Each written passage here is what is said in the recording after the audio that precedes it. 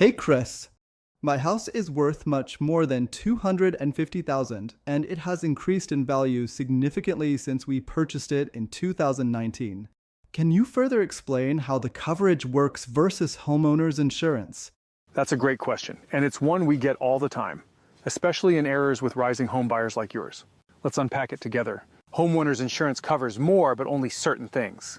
Your homeowner's insurance is what most people think of when they imagine protecting their home. It covers things like fire, theft, hail damage, and even bursting pipes. The key difference: homeowner's insurance does not cover flood damage. If water rises from the ground up and flood your home, that's excluded from your regular home policy. You'd be stuck covering that bill yourself, unless you have a separate flood insurance policy. Flood insurance has limited coverage, but essential coverage. Here's the deal: if you have a national flood insurance program policy, the maximum building coverage is $250,000. No matter if your house is worth $300,000 or $800,000 or $1 million. However, the higher the replacement cost of your home, the higher your rates could be, because it's a large rate driver. That's the cap.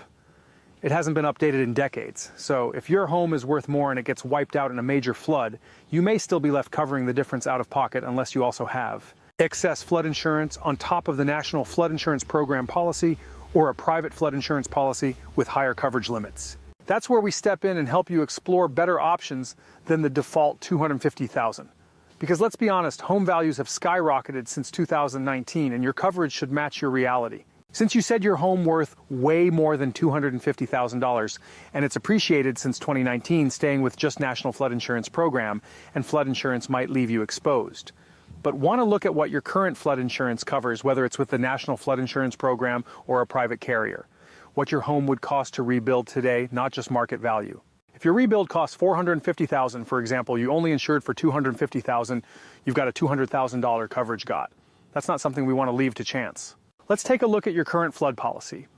We'll break it down line by line and show you what options exist to increase your coverage, potentially lower your premium, and give you the peace of mind that your most valuable asset is protected.